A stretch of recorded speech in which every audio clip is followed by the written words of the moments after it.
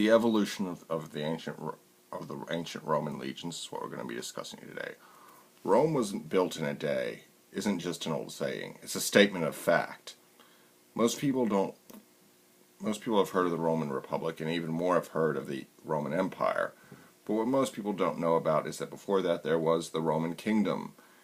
Very little of what we associate with the Roman legions would be around at this time, from 753 BC to 500 BC, when it became the Roman Republic. The Roman army started out with humble beginnings, pretty much as all armies do. It started out as a band of warriors who raided and plundered, and then ran back home. Weapons and armor would have been pretty diverse and often rather crude.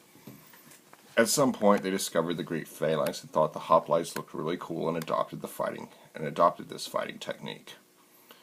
If you want to learn more about about phalanxes, check out my video on the subject. It will be in the description box.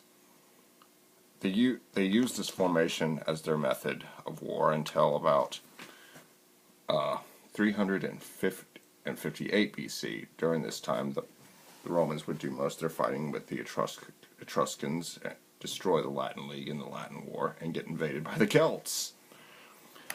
Then came the mandible system in 358 BC, which was designed to solve the problem of the well-known inflexibility of the phalanx. Most likely this was a result of the Roman defeat in the Second Seminite War. The new Roman legion would consist of 5 different types of troops. The Vistulates, who were the skirmishers, they rarely wore body armor, but were often equipped with a round 3-foot long shield. They mostly threw javelins before retreating back to their lines, and rarely engaged in melee combat. The javelins had a bending spear, so the spear could not be picked up and used against the Romans, not to mention that they would get stuck in the shields of their enemies. They were normally in their late teens or early 20s, and were often rather poor. The Histati went in when the battle really started. These were melee infantry, often young and inexperienced. This is where they would become combat hardened or die. Armed with the famous gladius, which had become standard issue since the creation of the mandible system, the Romans also carried around their famous 4-foot long, 2-foot wide shields known as the scrutum. The Histati were armed with 2 pilums, which would be thrown at enemy troops, and the tips would bend, much like the Vistulates' spears or javelins, and hit the shield, making it extremely hard to use, and they would often discard the shields, leaving them defenseless most of the time. Histati were often wealthier than the skirmishers and could afford better equipment. They had body armor and often ranged in age from early to mid-20s. The Principes, these guys were originally armed with long stabbing spears called the hasta. Later on, they would be equipped like the Histati in front of them. The only difference was combat experience. These guys had spent a lot more time in the battle than the Histati, who went in front of them. If the Histati were having trouble, they would create gaps in their lines and allow these guys to come forward. And the enemy in question would be facing troops who were not only more battle-hardened, but well-rested and ready to go. The Triarii. These were the last guys in line, made up of the oldest and most hardcore guys in the legion.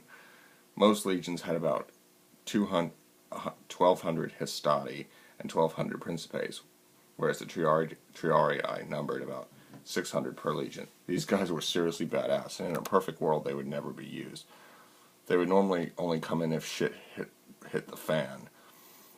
Their shields were scrutums, and they were armed with 2 types and they were the same as the other 2 types of infantry. However, they were often armed with spears as their primary weapon, much like the phalanx formation.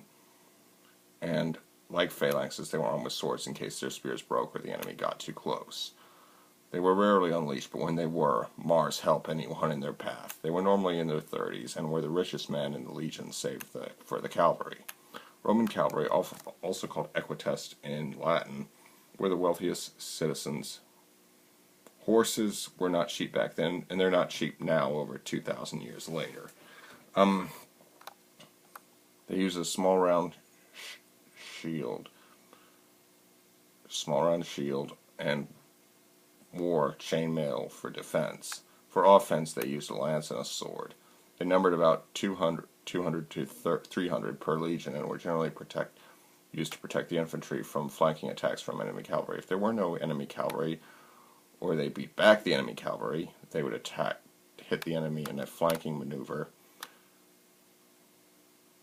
They also had to serve a term of 10 years rather than 20 years like the infantry did. The Roman Republic fought some of its most famous wars using this system, including the Punic and Macedon Wars. This system would be in use until a genius by the name of Gaius Marius, who was pretty much the Jim Mattis of his day, came along, which brings up the Marian reforms. In 107 BC, Gaius Marius began what is today known as the Marian reforms. He created a professional army with a fixed salary, but that was only the beginning. He did away with mandibles and restructured the legions completely.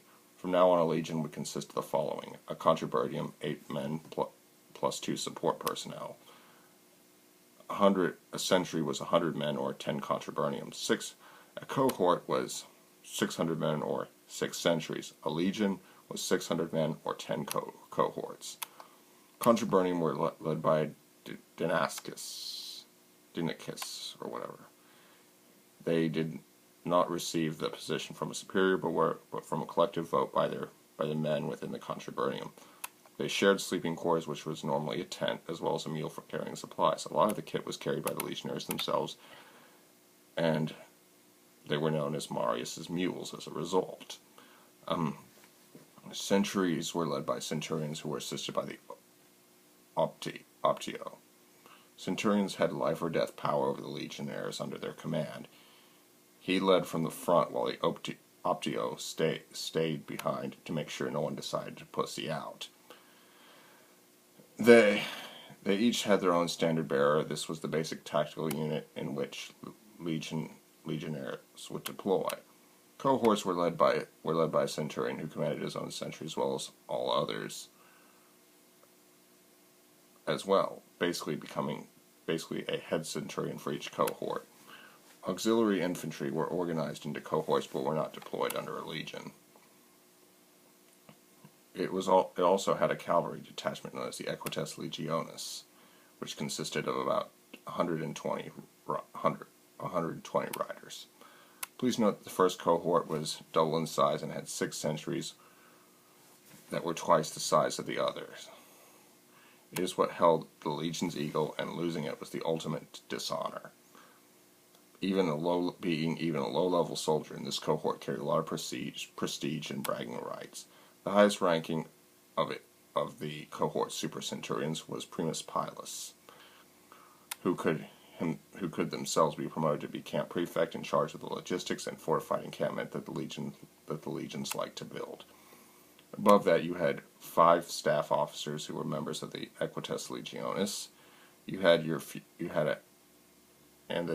future senator, and then the commander of the entire legion, the legatus, who was a member of the 600-man senate.